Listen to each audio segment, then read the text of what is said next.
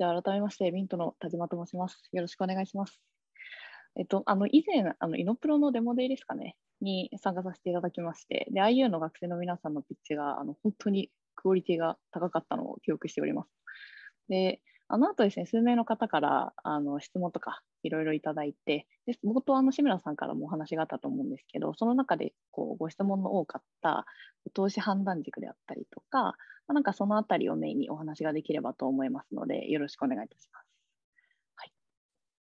で一応、簡単に自己紹介なんですけれども、私、田島ひかると申します。で、今は、ミントっていうファンドにいて、投資担当をしているんですけれども、もともとは、スペースマーケットっていうところで、皆さんと同じ学生時代に、ベンチャー企業で1年ほどインターンをしておりました。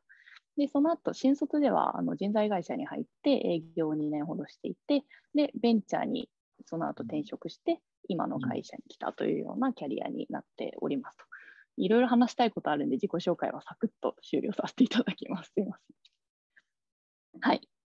で、ちょっといろいろ皆さんにとって有意義な時間にできればと思って、今日はこのあたりをですね、ちょっとボリューミーにお話しできればと思ってます。で、投資判断軸みたいなところなんですけど、大きく分けてこの3つって感じなので、ちょっとここから詳しくお話ししていきますが、今日は特に皆さんに関係しそうな、1と2ですね、その部分を、割とボリューミーにお話しできればと思っております。はい。で、これ結構ちょっと難しく書いちゃってるんですけど、要はどういうことかっていうと、分かりやすく口頭でお話をすると、重要な軸は3つです。で、それが、市場規模と、競合の整理と、ビジネスモデルですっていうのをここで伝えたいんですけど、まずその一番左の、マーケットのところですね、市場規模。で表にある通り、そのタム、サム、ソムっていう記載があると思うんですけど、例えば、資金調達を皆さんが今後、する前提なのか分かんないですけど、する前提でお話をしてしまうと、IPO とか EXIT とかを見据えて、皆さん頑張るんだろうなと思うんですよね。でそうなってくると、それだけの成長が見込める、なんていうんでしょうね、ポテンシャルのある市場なのかっていうところは、市場選定っていう意味では、投資家の方がすごく気になるポイントであったりするので、その例えば、市場が今小さいからダメっていうことではなくて、その場合は、今小さいけどこれから拡大しますとか、なんて言うんでしょう、今後まだ隣接する市場に広げていくことができますとか、そういうストーリー設計はいくらでも作れると思うので、小さいからダメとかではなくて、それがどんな市場なのかっていうところがすごく大事で、なんで最初起業家の方とお話ししたときに、どんなマーケットで戦ってるんだろうっていうのは1個気にして見ているポイントだったりしますと。で、2個目の競合整理のところですね。ここも、なんて言うんでしょうね、明らかに先駆者、先駆けてその事業をやっている方がいらっしゃる場合と、そうではない場合があると思いますと。で、なんでしょう、先駆者の方がいる時って、先人たちの方が今までいろいろ徹底していろんなことをやってきて、その市場を築いているわけですよね。なんで、その人たちを分析することで、後発であっても勝てるような戦略をセットできることがなんでしょうね、皆さんだったら後発なりの戦い方みたいなのがあると思うので、どんな市場でその中にどういうプレイヤーがいて、自分たちのポジショニングがどこなんだろうかっていうのを、皆さんが理解していることが重要かなと思っているので、このポジショニング、競合整理っていうところも1個挙げさせていただきましたと。で、3つ目のこのビジネスモデルっていうところですね。ここがちょっと分かりづらい部分ではあるんですけど、例えば誰のどんな課題をどのように解決するのか。で、そしてそれがいくらお金がもらえるのかっていうのが結局一番大事になってきますと。で、たまにいろんな方の授業のプレゼンをお聞きしている中で、例えばじゃあそもそもユニットエコノミクスっていうのがあってないケースがあるんですね。これどういうことかっていうと、利益に対して、コストの方が明らかに大きいといいますか、なんていうんです事業としてそもそも成り立たないような、出ていくお金の方が大きくて入ってくるお金が少ないみたいな、ってなってくると、なんていうんですね、事業が、成立しなくなってきてしまうので、今それが成り立ってなくてもいいんですけど、中長期でちゃんと成り立つっていうところは気になるので、誰からいくらどんなふうにお金をもらうのかっていう意味で、このビジネスモデルとか利益構造が気にしますっていうところで、まずこの事業構想っていうところはざっくり、判断軸、今みたいなところになってきますと。で、実際これって言っても、事業構想なんで、言って構想なんですよね。なんで、最終的にその投資家の方々が、これを踏まえて聞いてくるのって、じゃあ実際検証してみて、この構想をもとに検証してみてどうでしたかっていう質問が必ず来ます。で、なんてイメージしたもの、こうやって構想を作ったものを、頑張ってこう世の中に出してニーズがないみたいな状況が一番皆さんにとってもこんなにいいプロダクトなのになかなか刺さらないって辛いですし、よくあることであったりもしますと。でその場合っていうのは、そういう構想が絵に描いた餅にならないように、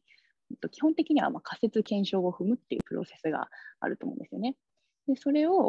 って、MVP 検証って呼ばれるものに知ってる方もいらっしゃるかなと思うんですけど、ミニマムバイアブルプロダクトで MVP ですね。で、実用最小限の、なんていうんでしょうね、製品を活用して、ニーズをちょっとずつ把握していくみたいなプロセスを指していて、完成しきったものを市場に出すんじゃなくて、この事業の構想において、本当に重要になるキーとなる部分ってどこなんだろうかっていうのを抽出して、それをまず小さく検証していくっていう MVP 検証ですね。でこれが必ず VC の方々がこの事業構想をもとに MVP 検証をしてみて、それによって何が得られましたかっていうのがすごく気になるポイントなので、ニーズはユーザーしかわからないと。真のニーズはユーザーが知っていると。なんで、それをしっかり検証しましょうっていうのが、すごく重要になってきますっていうのが、この事業構想の部分ですね。分かんなければ個別聞いていただければ、ちょっと資料分かりづらく作っちゃったんで、後日でも回答できるので、いつでも聞いてくださいと。で、次のところいきます。ここの、ちょっとさっき細かくいろいろ事業構想の話しちゃったんですけど、結局、人が大事ですっていう話ですね。で、あんだけいろいろ構想とか書いといて人かよみたいな話もあると思うんですけど、とはいえ、なんで人かっていうと、プレシードとかシードの創業期って、結局なんて言うんでしょうね。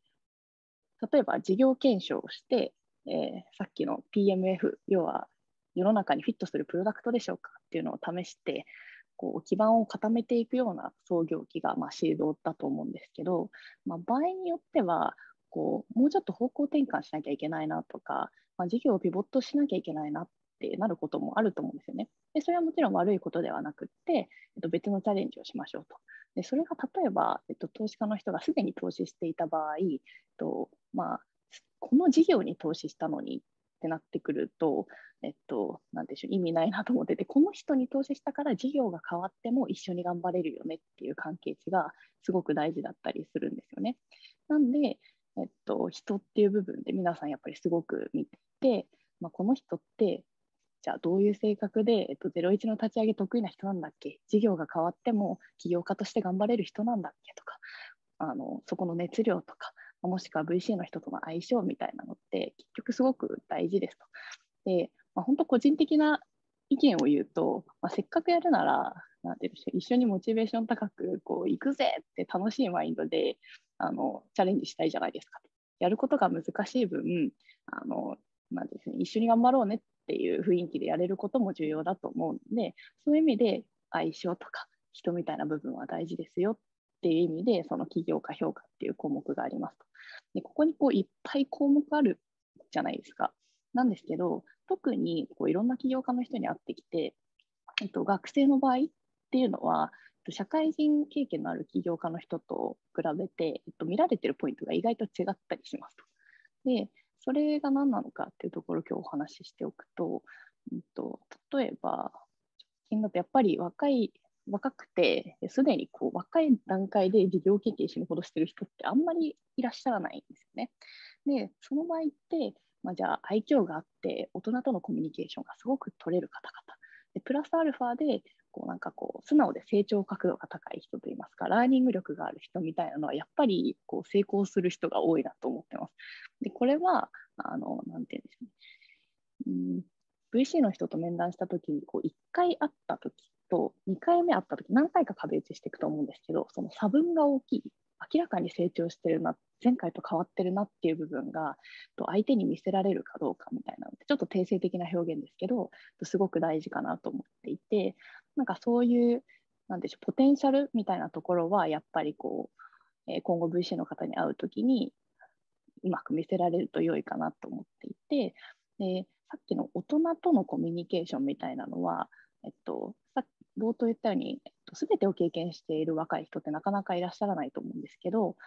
それを経験した大人が周りにいて、その人の話を聞いて追体験していくことはできると思うんですよね。なんで、その彼らから得た情報を自分ごと化していって、大人の力を借りてじゃないですけど、自分たちの事業を成功させていくぞっていうアクションもすごく重要だと思っていて、そのあたりはやっぱり、若い起業家の方とか、学生起業家の方だと、投資家の方が見ているポイントだったりしますと。ざっくりそんな感じですかね。ちょっとこれ以上話すと20分超えそうで怖いので、起業家評価はこのあたりにしておきます。ありがとうございます。はい。はいですね。そんなところでしょうか。あとは多分、私たちのファンドの話も軽くしておくと、一応、ミントというベンチャーキャピタルですと。で今、2021年設立ってなってるんですけど、もともとですね、アプリコットベンチャーズっていう、ファンドと TLM っていう別々の会社が一つになって、4人のチームになってミントになってます。なんで、元をたどると、こんな感じで別の会社が1個になってるっていうプロセスがあったりするんですよね。で、一応この後出すお題、皆さんすでに資料配られてるんで知ってると思うんですけど、Why Now っていう、なぜ今この事業をやるんですかっていうテーマでディスカッションをしていただくんですけど、ちょっとそのヒントになるように、なぜじゃあこのタイミングで今ミントが一つになったのかみたいなところをお話というかご説明してから、ディスカッションに入れればと思います。でほとんど口頭の説明になっちゃうんで、聞きながらメモするなりしていただければと思います。で、遠隔このまま映したままお話ししようと思うんですけど、これも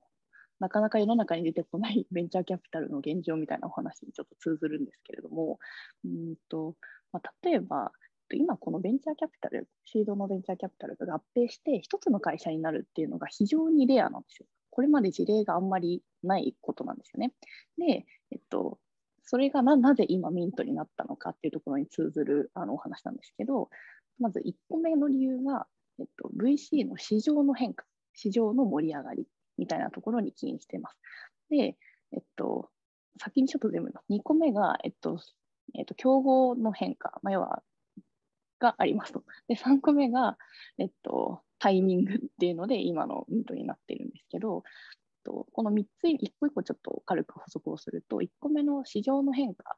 成長、どういうふうに変わっていったかっていうと、VC 市場って、今で言うと、例えば、日本ってもうスタートアップのエコシステムって、世界9位に急上昇してますっていう明るいニュースがですね、直近あったんですね。もしかしたら見た方もいると思うんですけど、企業が当たり前の価値観が、今来てるわけですと。で、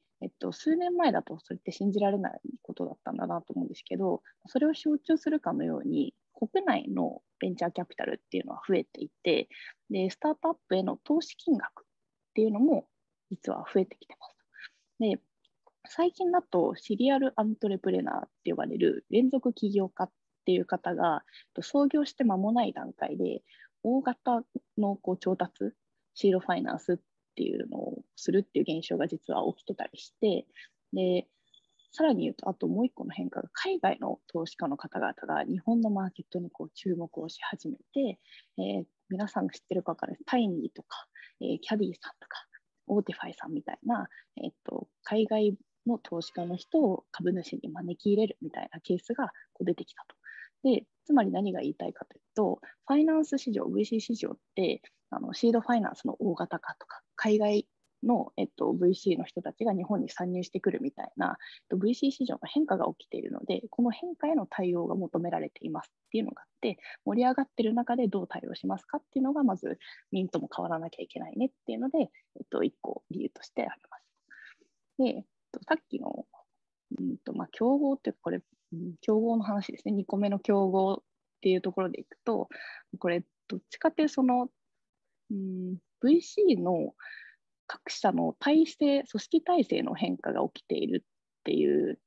のが今現状実は起きていて、それが競合の変化なんですけど、歴史をたどっていくと、これまで VC の方々って、イケてる投資担当みたいな方が1名いて、で素晴らしい企業に投資をできれば、それでもう会社として成り立ってたんですよね、ベンチャーキャピタルって。なんですけど、それが例えばアメリカだと VC の数も増えてきて、起業家の人に投資できるかどうかが分かんなくなってきたと。競争環境が悪化しましたと。で、各社 VC がその起業家の方から選ばれるためにどうしなきゃいけないんだろうっていう戦略を練らなきゃいけなくなったんですね。で、その時に付加価値の提供を起業家の人に増やしていかなきゃいけないと。でそうすると、組織化して VC 内に機能を増やして、で、選ばれるようにしましょうっていうので、VC の組織化が進み始めたんですね。でそれって、組織化できる VC って、要はお金を持っていないと人を増やせない。スタートアップと一緒ですよね。なんで、他の競合 VC たちでお金のあるところからどんどん、組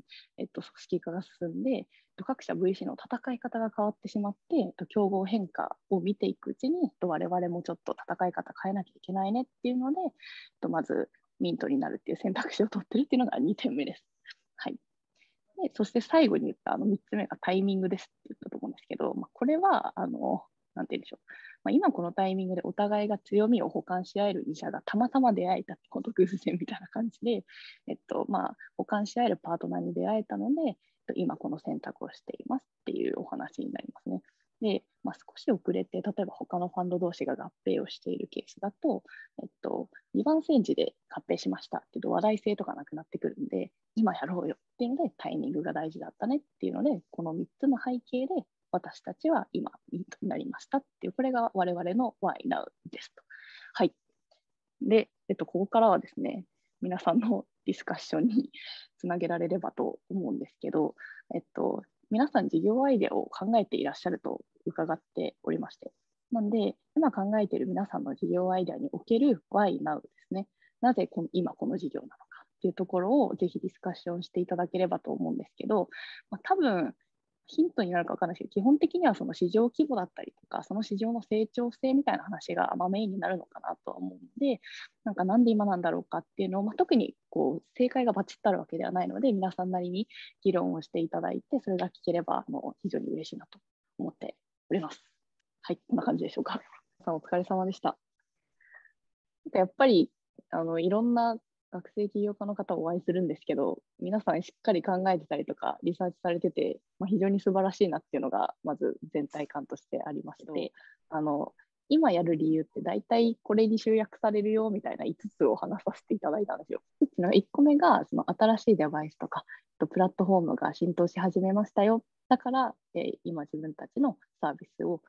やる意味があるんですっていう文脈。で、2個目が新しい技術、これまでなかった技術が出てきて、それによってこの自分たちのサービスが生まれます、価値あるものになるんですっていう文脈に持っていくパターン。で、3つ目がユーザー行動が変わりました。例えばコロナによってみんなオンライン化していったみたいな、そのペインとかニーズが大きく変化したことによって、今自分たちのサービスが伸びるんです、価値があるんですっていうパターン。で、4つ目が、これなんですデモグラの変化で、これは新しいユーザー、これまでいなかったような人たちが出てくることによって、なんていうんでしょう、皆さんみたいな Z 世代とか、新しい世代の登場によって、今これが流行るんです、使われるんですっていう文脈。で、最後が、これはちょっと領域によってみたいな、産業によっちゃうんですけど、規制緩和が行われましたとか、法改正によって、自分たちのサービスが今、いけるんですみたいなパターン。大体この辺に全部紐づいてくることが多いのかなと思っていて、実際企業側って学生にどういうような期待をしていたりとか、その、なるほど。こういうことができますよって言ったときに、はいはい。どの程度の、やっぱ言ったらまあその責任を取れないっていうか、はいはいクオはい。リティに関しては責任が取れないっていうのもあるので、うんうんどういっうんうん。たところまで期待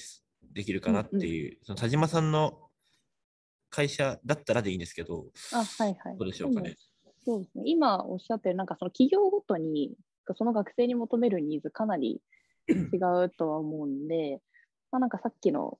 まあ、エンタープライズ大手企業なのか、中小企業なのか、ベンチャー企業なのかで、まずちょっと一回こうカテゴリー整理してもらって、で例えば大企業だったら、新規事業の種とか案になるようなものをフレッシュな学生の目線からもらえると嬉しいみたいなあのニーズがあるかもしれないですし、じゃことベンチャー企業で言ったら、もっと足元のじゃ事業立ち上げの段階でもう人手も足りなくて、オペレーションを一緒に作り込んでくれるような、なんか学生とつながって、なんかもうとにかくそこにコミットして盛り上げてくれる人がいればいいみたいなニーズかもしれないので、その企業ごとに求めるものが違うと思うんですよね。なんで、まあ、うちのさっきのミントで言ったらどうですかっていうところでいくと、4人のチームなんですよね。で、少ないんですよ。で、なんで、まあ、インターンとかいたら嬉しいなって我々の場合だったら思うわけですよね。で、そのインターンに求めるのって、じゃあさっきの、リサーチとかで海外の企業を調べてほしいなとか、マーケットを見てほしいなとか、一緒にイベント企画してほしいなとか、そういうさっきのベンチャーよりの足元の動き一緒に動いてくれる人みたいなニーズになってくるんで、その皆さんの事業アイデアだったら、どんな企業が、対象になるのかみたいな、そこのカテゴリーの整理をしてもらっていくと、なんかイメージが湧くのかなと思うんで、うん、ありがとうそれで言うと、ございます。はい、大企業向けみたいな感じだったかな。いや、ベンチャーの方がやりやすいかなって思います。でもこれ結構分けてもいいかもしれないですね。うん。ベンチャーの時と代表の時で。うん、なんか各企業のニーズをヒアリングして、こうはい把握した方がいいかもしれないですね。なんか、この人数規模の会社だとこういうニーズがあるとか、なんかこういう、じゃあ例えば業種、カテゴリーだとこういうニーズがあるみたいな、その切り方がいろいろあるじゃないですか。人数規模なのか、業種なのかっていう。そこをこう、マッピングを整理していただければ、なんか、じゃあこの領域ならいくらぐらいもらえて、どういうふうにやれそうみたいなイメージが持てるんで、こう一旦調べてもらうといいのかなと思います。ありがとうございます。まあ、4人のメンバーでやってるってことだったんですけど、どうしてそのはいはい。4人のメンバー、何きっかけでその4人のメンバーになったのかなっていうのがちょっと気になって。そうか。なるほど。ですね。そう冒頭言った、もともと別々のチームだったみたいな話をしたと思うんですけど、アプリコットベンチャーズっていう2人だった VC と、TLM っていう2人だった VC です。なんで、もともともう2人でそれぞれやってたんですけど、今回一緒になった背景、いくつかあって、どれがいいか。なんか、投資家の方々って、例えば、投資者ごとに投資の判断軸微妙に違ったりするんですよ、キャラクターとかも。で、例えばミントっていうファンドがあって、4人いたときに、この人はじゃあ B2B のサービスが好きとか、この人は学生の起業家さんが好きとか、なんかこの人はフランクなコミュニケーションが取れるとか、なんかいろいろ傾向があって、やっぱりお互い違うダイバーシティといいますか、なんかいろんな強みを補えるような補完関係のチームが作っていけると、組織として強くなるよねっていうのがあって、で、今回私たちが一緒になった TLM さんっていうのは、なんていうの 2C サービスにめちゃめちゃ強くって、学生起業家の方にもすごく投資をしていて、で私たちもしてはいたんですけど、よりそこに強い方々だったんで、あなたたちと一緒にやりたいですみたいなところから、まず一緒にやってたりはしますかね。ありがとうございます。はいはい、グループ組んだりとかするときって一体どういうきっかけとかどういう目線でそのグループのメンバーを決めればいいのかなって思ってたことがあったので。はいはい。そっか、あれかもですね、それぞれが何に強いかみたいなのをパッて洗い出してって、これがじゃあ事業で考えたときに経営チームっていう評価も投資家の方と多分されるんで、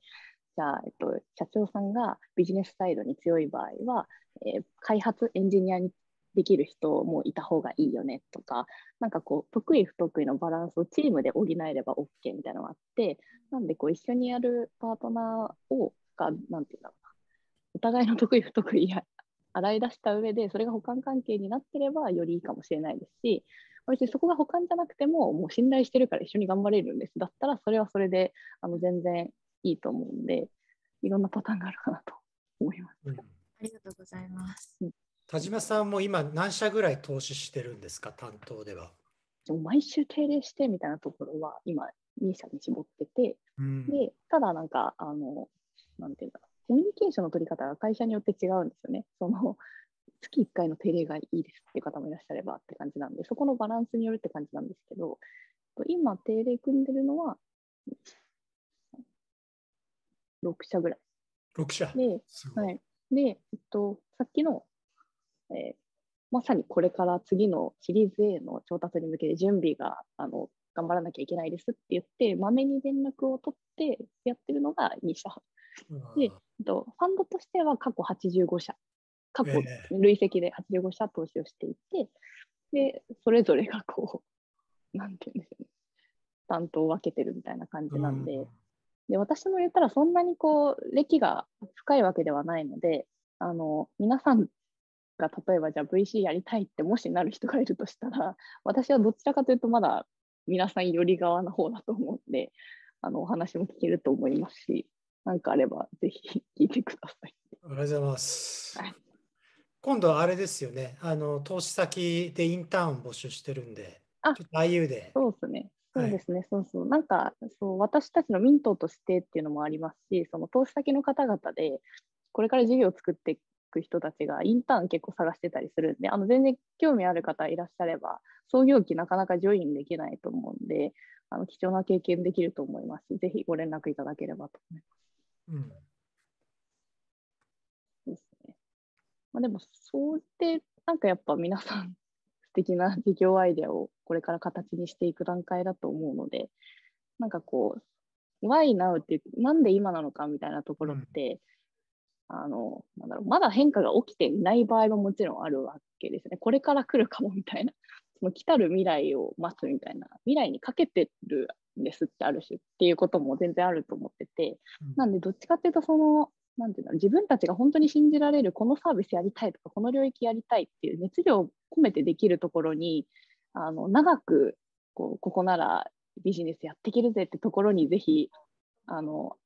やってほしいなと思ってるんで、なんかそこは投資家の目線を気にすることも大事な時はあるかもしれないんですけど、調達しないでね事業を進めていくっていう選択肢も皆さんの中にはもちろんあるわけですから、